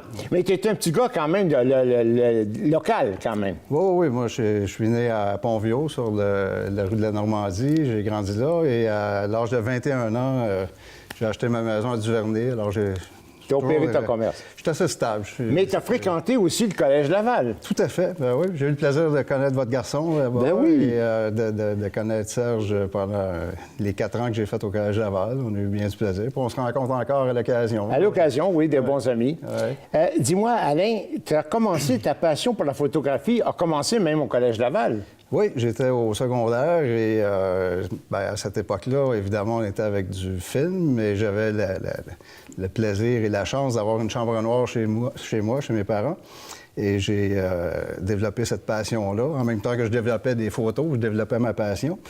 Et tranquillement, au fil du temps, bien évidemment, la photographie a évolué beaucoup. Puis j'ai toujours appris au fil du temps avec des gens qui m'entouraient, des amis qui font de la photo de façon passionnée eux aussi. Alors, à force de pratique, bon, on finit par avoir des fois des bons clics. Il y a des bonnes photos qui sortent. Quels sont quel type de photos qui te plaît davantage? Bien, en fait, je dirais que, évidemment, j'ai une passion au départ pour le sport. Alors, j'ai allié ma passion du sport et la photographie. J'ai amalgamé les deux. D'ailleurs, je pense que tu peux nous présenter ici une photo assez intéressante. Oui, de notre ami Ovechkin, et il y a même Emeline dans l'arrière. C'est que j'ai eu le plaisir de faire plusieurs endroits dans la Ligue nationale sans avoir d'accréditation. J'ai eu le plaisir de prendre des photos à une autre époque, je dirais, parce que là, les règles ont changé. Oui. Ils nous laissent moins rentrer avec l'équipement maintenant. Alors, oui. J'ai fait plusieurs places aux États-Unis. Je suis allé à New York aux 3 endroits, Washington, Chicago. Alors, j'ai fait quelques places. Donc, c'est des photos que j'ai aimé faire, mettons. C'est celle que, dans les photos sportives, est-ce qu'il y en a une particulièrement qui t'a marqué? Bien, c'est peut-être plus des... oui, il y a des photos que j'ai aimé faire, mais c'est plutôt des occasions que j'ai aimées. J'ai eu la chance d'avoir des accréditations à l'occasion par rapport à des photos de baseball, comme là, l'année dernière, quand Boston est venu justement à Montréal pour les 2 matchs. J'ai eu le plaisir d'avoir une accréditation. C'est autre chose, avoir le plaisir d'être sur le terrain, d'être près des joueurs, de voir comment ça se développe. Ça nous fait réaliser qu'on manque peut-être un petit quelque chose là, en n'ayant plus le baseball. On va souhaiter que ça puisse revenir, mais ça donne des photos intéressantes. Alors, mes occasions de photos, quand j'ai des bons... des droits d'entrée à certains endroits, là, des accréditations, je trouve ça intéressant. Ça donne des photos avec des professionnels. Tu nous présentes quelques photos ici, peux-tu nous... Oui, bien, en fait, c'en est une de baseball ici, avec Bautista qui est au bâton. J'ai eu le plaisir de faire quelques photos à une époque où il y avait du volleyball de plage à Montréal. Ça, c'est un Brésilien qui était assez spectaculaire. J'ai eu la chance, quand Guy Lafleur a pris sa retraite des old-timers, j'ai eu la chance d'avoir une accréditation. On le voit ici avec Youpi. J'ai pris des photos. J'allie aussi les photos de voyage là-dedans. Je prends beaucoup de photos en voyage. Ça, c'était en Floride, une course de chevaux qui est intéressante. Depuis plusieurs années aussi, je fais du bénévolat pour ce qu'ils appelle le défi sportif. Oui. Fait que le défi sportif, c'est quand même... je suis allé là par hasard il y a plusieurs années, puis j'ai trouvé que c'était des individus... il y a beaucoup de sportifs. Il y a environ 5000 sportifs handicapés de toutes sortes qui se dépassent dans des disciplines qui sont pas toujours regardées là, par le grand public. Mais à chaque année, je vais donner du temps, je prends des photos, puis c'est toujours apprécié. Mais pour toi, est-ce que le sujet est plus important que la qualité de la photo? Qu'est-ce qui prime pour toi? Bien, évidemment, je vais choisir des bons sujets, idéalement, mais j'essaie toujours de me dépasser puis d'aller chercher la photo qui va sortir du lot. Puis dans une partie de hockey, exemple, l'année passée, je faisais une partie de l'Armada encore. Oui, tu es complice de notre ami Martin Allary, je pense à l'Armada. Exactement. Martin m'a donné la chance de travailler avec lui. Puis travailler, c'est un gros mot, là. On fait plus profiter de notre passion puis de l'avantage d'être accrédité pour la partie. Mais l'année passée, l'Armada jouait en série contre Val-d'Or et ils se sont rendus en 3e période supplémentaire. Je peux vous dire que je suis sorti de la partie avec au-delà de 2500 photos. 2500? Bon, ça de quoi meubler un disque dur, ça? Exactement. Mais le lendemain, ben, c'était ma photo qui était dans le journal. On avait la photo. Ça flatte l'ego, c'est plaisant. Oui, c'est le fun. Maintenant, tu as pris des photos assez extraordinaires aussi. Je remarque que lors de l'effondrement du pont Papineau-Leblanc, donc du viaduc, c'est-à-dire, tu as pris des photos aussi qui sont assez marquantes. Oui, bien en fait, cette photo-là, je ne sais pas si on peut la voir comme il faut, mais c'est une photo qui a été prise de mon toit. Moi, je demeure la deuxième maison sur le coin. Oui, il faut dire que ton bureau est au coin de Concorde et du viaduc. C'est ça, la deuxième maison sur le coin. Alors, quand c'est arrivé, on était à Montréal, on est revenu relativement d'urgence et... Évidemment, bien, c'était un triste événement pour plusieurs personnes et ça brassait. C'était triste. Ah, c'était quelque chose de dur. Vraiment, vous l'avez vécu, vous aussi. Oui, j'étais là. C'est 5 minutes avant, j'ai pris des photos aussi. Moi, les miennes ont paru dans la presse, moi, mes photos. Un vrai journaliste. C'est là qu'on voit les pros. Les pros. Mais oui, c'était difficile à supporter quand même de voir la fumée qui s'échappait des voitures. Tout à fait. Puis la panique des gens, les gens se demandaient s'il y avait des parents. Là, c'était extraordinaire. Oui, bien même, on a eu plusieurs appels cette journée-là pour nous demander si on était correct, évidemment. Puis, non, ça a été une période un petit peu difficile, mais évidemment, nous, on se consolait en disant, bien, on n'a pas de blessés, pas de morts dans la famille, ce qui n'était pas le cas pour certaines personnes, évidemment. Alors, c'était triste. Ça a marqué Laval, je pense, pas mal de ce côté-là. Oui, hein? C'était bon. Alors, écoute, Alain, quel grand plaisir de voir qu'un professionnel, un denturologiste, ait la passion de la photo pour qu'il nous produit de si belles photos comme ça. C'est toujours intéressant. Est-ce que tu ambitionnes quelques expositions bientôt?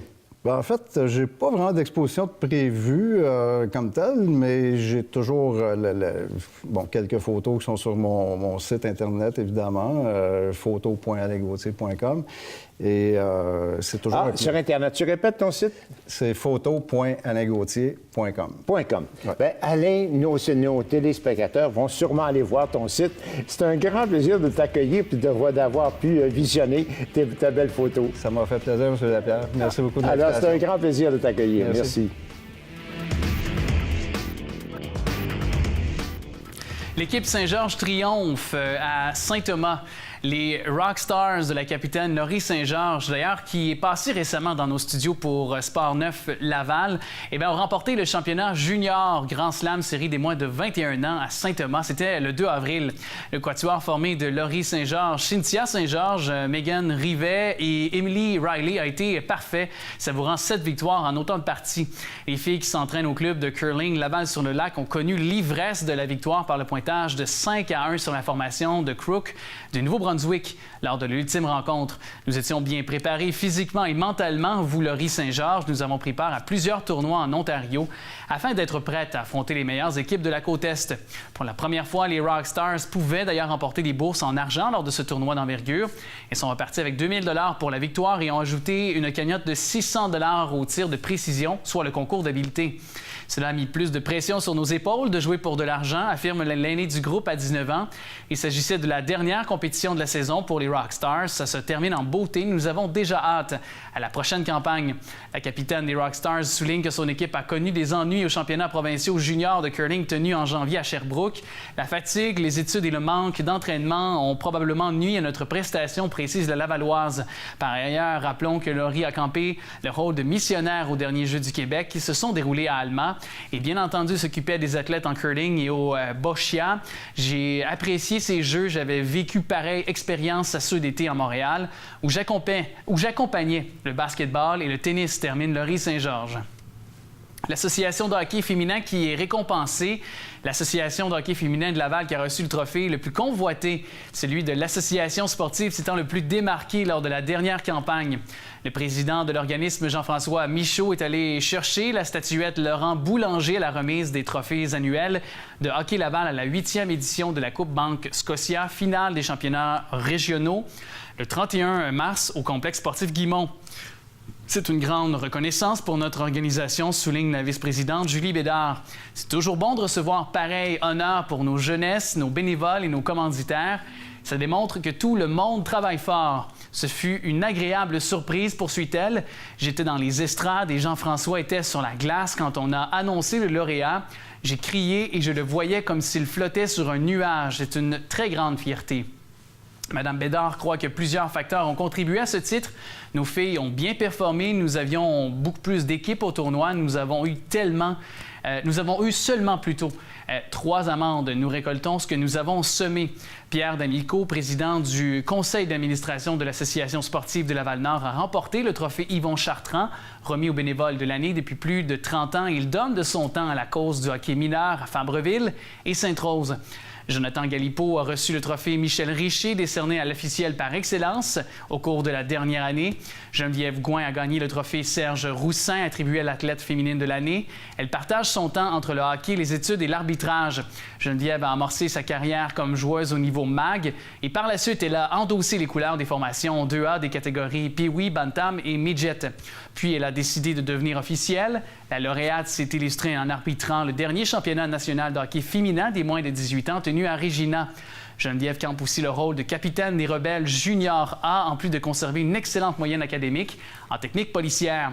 Du côté masculin, le gardien de but du Rousseau Royal de Laval-Montréal, Carminé Anthony Pagliuca-Rouleau, s'est emparé du trophée Pierre Gervais, remis à l'athlète masculin par excellence. Repêché par l'Océanique de Rimouski, il a disputé quelques rencontres avec la formation junior. Il a également mis la main sur la bourse des Canadiens de Montréal, récompensant les étudiants athlètes au cours de la dernière année. Des bénévoles recherchés pour le défi sportif Altergo. On a reçu récemment justement des artisans de ce défi, de ce 34e défi sportif Altergo, qui se déroulera du 22 avril au 1er mai 2017 et on recherche 1200 bénévoles. Les personnes qui désirent offrir de leur temps ont la possibilité d'occuper divers postes, accueil aux différents sites de compétition, aux hôtels et à l'aéroport. Personne bilingue est un atout. Montage et démontage des sites de compétition de jour et de soir et en multimédia, caméraman et infographe sont aussi recherchés. Toute personne qui souhaite devenir bénévole au défi sportif Altergo, qui désire obtenir plus d'informations, est invitée à consulter le site web du défi sportif Altergo. Le défi sportif Altergo, d'ailleurs, est un événement, je vous rappelle, international majeur pour le sport adapté. Il permet à près de 7000 athlètes handicapés, tant de l'élite que de la relève, de participer à diverses compétitions sportives à Montréal, Longueuil et Boucherville. J'ai eu de belles années avec le Titan de Laval, pour paraphraser un ancien défenseur du Canadien, Francis Bouillon. L'ancien défenseur du Titan de Laval, Francis Bouillon, a fait son entrée au temple de la renommée de la Ligue de hockey junior majeur du Québec le 5 avril au Gala des Rondelles d'or tenu au Capitole de Québec. Bouillon a invité son beau-père à monter sur scène lors de son intronisation. Cette bague du temple représente toute ma persévérance qui est aussi celle de ma famille. C'est très symbolique pour moi, avait-il raconté au courrier d'ailleurs de Laval au lancement du Rocket de Laval en janvier dernier. J'ai eu une carrière avec des hauts et des bas. Cet hommage est une grande fierté, avait-il ajouté. Avant de disputer plus de 800 rencontres dans la Ligue nationale avec le Canadien et les Prédateurs de Nashville, Bouillon a joué dans la Ligue américaine de hockey avec les Canadiens de Fredericton et les Citadelles de Québec. Il a connu beaucoup de succès dans la LHJMQ. Francis a porté les couleurs du Titan de 92 à 95. J'ai eu de belles années avec le Titan. Nous avions des équipes de caractère avec les frères Morissette, insiste-t-il. Il a compté 11 buts et amassé 47 passes en 186 matchs avec la formation lavalloise. Le petit défenseur a eu la chance d'évoluer sous les ordres de Bob Hartley et de Michel Thérien. D'ailleurs, Hartley avait remarqué sa fougue et son jeu défensif solide malgré sa petite taille à son premier camp d'entraînement en 1992. Mon passage à Laval m'a permis de me faire remarquer. C'est là que tout a commencé. Dès sa première campagne avec le Titan, Bouillon apprend à gagner lorsque son équipe remporte la Coupe du Président, remise à la formation championne du circuit Courteau. Après 3 années à Laval, il sera échangé avec plusieurs de ses coéquipiers à Granby. Il a été le capitaine de cette formation qui a remporté la Coupe Memorial en mai 1996 à Peterborough. Honnêtement, cette fameuse saison 95-96 représente mes plus beaux moments au hockey. J'ai vécu de très belles choses dans la Ligue nationale de hockey. Toutefois, il n'y a rien comme gagner un trophée aussi prestigieux que la Coupe Memorial. Mes années juniors resteront à jamais gravées dans ma mémoire, de conclure Francis Bouillon, qui n'a jamais d'ailleurs été repêché dans la Ligue nationale. Francis n'est pas le seul hockeyeur ayant marqué les partisans lavallois qui ont été intronisés et récompensés lors de cette soirée. Jean-Sébastien Giguère, l'ancien gardien de but des Régents de Laval-Laurentides-Lanaudière de la Ligue de hockey junior de la Ligue de hockey Midget 3 fait aussi partie de cette cuvée. Le Cerbère natif de l'île Jésus a joué pour le Collège français de Verdun et les Mooseheads de Halifax de 1995 à 1997 dans cette même LHJMQ.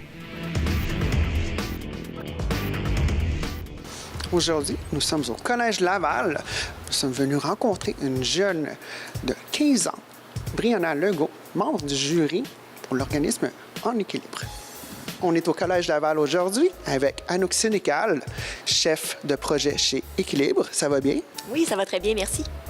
Et Brianna Legault, qui est membre du jury pour l'organisme En équilibre pour le prix Imagine 2017. Bonjour, Brianna. Bonjour. Donc, expliquez-nous, qu'est-ce qu'est le groupe Équilibre exactement? Qu'est-ce que vous faites? C'est quoi votre mission? En fait, Équilibre est un organisme à but non lucratif qui existe depuis maintenant 25 ans et qui a comme mission de prévenir et diminuer les problèmes liés à l'image corporelle dans la population par diverses actions, dont des campagnes de sensibilisation, comme celle du prix Imagine 2017. Parfait. Et toi, Brianna, c'est ta deuxième année en tant que membre du jury, si je comprends bien. Oui. Comment t'as aimé ta dernière expérience? J'imagine que ça a été bien parce que là, tu te représentes une deuxième fois. Donc, qu'est-ce qui te pousse à faire ça exactement? Quand l'année passée, j'ai fait des entrevues médiatiques. Puis c'est vraiment un projet qui m'intéresse parce que la diversité corporelle, je trouve qu'on n'en parle pas assez. Puis surtout, à mon âge, c'est vraiment un sujet dont tout le monde parle puis que ça préoccupe tout le monde. Puis je trouve ça vraiment important de faire une différence dans la société par rapport à ce sujet-là. Et puis, qu'est-ce que ça implique? C'est quoi ton rôle exactement en tant que jury? Comment tu as fait pour arriver à ce poste-là 2 années de suite? C'est quand même impressionnant pour une jeune dame de ton âge, là. Donc, explique-moi le processus. Qu'est-ce qui t'a apporté à faire ça? Ça a été quoi le processus pour te rendre? Premièrement, quand tu fais partie du jury, c'est pour 2 ans, si on le souhaite. Puis, pour s'inscrire, il fallait que j'écrive une lettre qui expliquait pourquoi que je voulais faire partie du jury. Puis après ça, on m'a sélectionnée. Puis être dans le jury, ça implique quelques rencontres avec tout le jury pour déterminer les 5 finalistes du prix Imagine, le choix, le coup de cœur du jury qu'on choisit parmi les 5 finalistes, puis de mettre en valeur le prix Imagine pour que le plus de gens aillent voter. Parfait. Et puis, dans le cadre de ce concours-là, vous avez déterminé 5 entreprises finalistes. Quels étaient les critères pour déterminer ces finalistes-là et quels sont ces finalistes? En fait, le prix Imagine comme tel, c'est un prix qui est décerné aux entreprises du domaine de la mode, des médias et de la publicité pour féliciter les bons coups en matière de diversité corporelle. Donc, chaque année, des entreprises peuvent soumettre leur candidature ou encore des jeunes peuvent soumettre la candidature d'entreprise. Et comme Brianna le disait, le jury choisit les 5 meilleures entreprises qui ont fait quelque chose dans la dernière année en faveur de la diversité corporelle, qui ont véhiculé des messages positifs à l'égard du corps, à l'égard d'une représentation plus saine et réaliste du corps. Donc, cette année, les 5 finalistes sont disponibles. On veut voir leur description sur le site pour aller voter, le www.votepourleprix.ca. Et si on prend le temps rapidement de les nommer, donc, il y a le blog Ton Petit Look, Boucle Magazine, La Presse Plus, la Montréal Plus Fashion Week, ainsi que l'entreprise Ratemans. Parfait. Et dans les critères de sélection, c'est dans leur publicité, dans leur publication, dans l'image du branding de ces compagnies-là que le message est passé? Ça peut être tout ça. En fait, c'est vraiment diversifié. Qu'est-ce que peuvent faire les entreprises pour se retrouver parmi les finalistes? Donc, ça peut être au cœur de leur mission, au cœur de leur philosophie d'entreprise, ou ça peut être un projet très concret ou distinct. Dans le cas des finalistes cette année, c'est vraiment varié. Donc, il n'y a pas un type d'initiative précis. Ça dépend vraiment. Et c'est les membres du jury qui ont analysé toutes les candidatures reçues et qui ont déterminé qui étaient les meilleurs parmi toutes les candidatures. Donc, il y a aussi une initiative au niveau pédagogique, si je ne me trompe pas. Quelle est-elle et quelles sont les étapes si jamais il y avait des classes, des professeurs, des écoles, des commissions scolaires qui seraient intéressés à adhérer au projet? Effectivement, à chaque année, l'organisme Équilibre met à disposition des intervenants dans les écoles ou les organismes communautaires du matériel pédagogique gratuit, clé en main, disponible en ligne sur équilibre.ca/prix. Et donc, les gens peuvent télécharger cet atelier-là, qui est une séance de sensibilisation d'une demi-heure, suivie d'une présentation de nos 5 finalistes pour que les jeunes fassent un choix éclairé et puissent voter en groupe, soit via le web, mais également via des coupons de vote qu'on peut imprimer et retourner à l'organisme par la suite. Donc, ça permet encore un vote encore plus grand et un plus grand impact sur les normes sociales. Et toi, dans le futur, qu'est-ce que tu aimerais voir changer comme norme sociale? Qu'est-ce que, d'après toi, tu te dis, tu sais quoi, c'est un petit peu triste de voir ça, puis j'aimerais ça que ça change. Ta vision d'un monde un peu plus parfait, ça serait quoi? J'aimerais vraiment ça, que tout le monde arrête de se mettre sur la pression sur de quoi on ressemble, notre poids, notre physique. J'aimerais ça que tout le monde, on puisse accepter, qu'on arrête les jugements, puis que pas parce qu'une personne a les cheveux blonds ou qu'elle est mince, qu'elle est nécessairement plus belle qu'une autre personne. Puis c'est ça qu'on essaie de voir la beauté par la personnalité et non par le physique. Et dans ta vie à toi, pour t'impliquer comme ça, est-ce qu'il y a un événement particulier qui a fait « Hey, tu sais quoi, assez c'est assez, moi je veux m'impliquer, je veux que ça change ça ». Bien, oui, justement, ma sœur, elle m'a beaucoup motivée, mais aussi, j'ai déjà reçu des insultes par rapport à mon physique. Ça a toujours été quelque chose qui m'a vraiment préoccupée. Puis, à un moment donné, je me suis dit, c'est assez, j'en ai assez. Je veux m'accepter comme je suis, puis je veux que les autres fassent la même chose. Fait que c'est pour ça que j'ai décidé de m'impliquer pour le prix Imagine. Comment est-ce qu'on peut s'impliquer sur les réseaux sociaux dans cette cause-là, dans la cause dans l'équilibre et dans la présentation du prix puis la sélection? Comment faire passer le message? Bien, premièrement, on peut partager les visuels sur Facebook, Twitter, Instagram, sur la page d'équilibre sur Facebook. Puis aller regarder la vidéo, aller voter sur votepourleprix.ca comme Anouk l'a mentionné. Puis en parler avec notre famille, nos amis, tout le monde qui nous entoure pour vraiment stopper, arrêter la pression qu'on a avec la diversité corporelle. Puis c'est ça. Est-ce que vous avez vous-même, avec votre entreprise, votre groupe, j'imagine que vous avez une plateforme sociale. Est-ce qu'on peut la rejoindre, suivre les activités et voir exactement qui va gagner et puis suivre ça de plus près? Tout à fait. En fait, pendant toute la période de vote qui s'étire jusqu'au 23 avril prochain, l'organisme Équilibre est très présent sur Facebook notamment, mais également sur d'autres réseaux. Et c'est possible d'accéder à la page au facebook.com/groupe Équilibre. Et est-ce qu'il faut avoir un âge spécial, une mention spéciale, s'il faut adhérer à un groupe pour pouvoir participer, ou on fait juste aller sur la page, on regarde et on vote vraiment pour celui qui nous plaît le plus? Effectivement, tout le monde peut aller voter. Il n'y a pas d'âge. On veut vraiment que ça soit un mouvement social. Donc, les plus jeunes, les parents, les grands-parents même. Et sur le site, on n'a simplement qu'à fournir notre courriel, date de naissance et l'entreprise pour qui on souhaite voter. Donc, c'est très simple sur votepourleprix.ca. Parfait. Et au niveau des sponsors, j'imagine que vous n'êtes pas tout seul. C'est quand même une entreprise assez massive. Qui est-ce qui vous accompagne, qui vous permet de rendre le message possible aujourd'hui en 2017? En fait, l'organisme Équilibre a plusieurs bailleurs de fonds pour nous soutenir dans nos projets sur les saines habitudes de vie et la diversité corporelle. Pour le prix Imagine spécifiquement, c'est Québec en forme ainsi que le ministère de la Santé et des Services sociaux qui nous permettent de mettre en œuvre cette initiative à chaque année. Parfait. Et sur les réseaux sociaux, toi, est-ce que tu vas être présent? Tu vas pousser ça avec les hashtags et tout ça, j'imagine? C'est sûr. J'en parle déjà à toutes mes amies d'aller voter, d'aller faire son choix. C'est sûr que je vais probablement partager la vidéo sur mon compte Facebook, puis tout ça. Puis c'est sûr que je vais beaucoup m'impliquer pour le prix Imagine. Et puis, pour ce qui est des prix pour les gagnants, qu'est-ce qu'on a comme prix? C'est quoi l'ordre des prix? Je pense qu'il y a 3 niveaux de pas certification, mais de prix. Oui, effectivement. En fait, parmi les 5 entreprises finalistes, l'entreprise qui va recevoir le plus de votes recevra le Grand Prix Imagine. L'entreprise qui va recevoir le plus de votes des moins de 18 ans va recevoir la mention Le choix des jeunes. Et finalement, le jury va décerner son coup de cœur à une autre parmi les 5 entreprises. Parfait. Et puis, c'est la 2e année que vous faites ça? C'est la 7e édition. Non, c'est toi que c'est ta 2e année. Ah! Ça fait 7 ans qu'Équilibre organise le prix Imagine. On espère que ça va se poursuivre encore plusieurs années. Eh bien, on l'espère aussi. Merci beaucoup. Merci. Bonne chance. Les votes sont ouverts jusqu'au 23 avril 2017, inclusivement, au votepourleprix.ca. Stéphanie Léveillé-Denis pour TV Laval, Canal 9. Eh bien, c'est presque tout pour cette édition du TV Laval Nouvelle. Je vais faire ma prédiction. Je vais m'avancer pour la série Montréal Rangers, le Canadien qui, a entamé depuis quelques jours ses séries. Je vais y aller avec Montréal en 6. Alors, c'est enregistré. Alors, si j'ai raison, je vous en reparlerai évidemment dans les prochaines semaines. C'est bien enregistré présentement. Et je vous souhaite évidemment un très bon congé de Pâques. Prenez le temps de recharger les batteries. Prenez du temps de qualité en famille. Et n'oubliez pas, tous les dimanches matins, le bingo ici. Et pour avoir plus de détails d'ailleurs sur les dépositaires, ce que vous pouvez gagner, sur les émissions aussi, faire part de vos commentaires, vos suggestions, leTVRL.ca.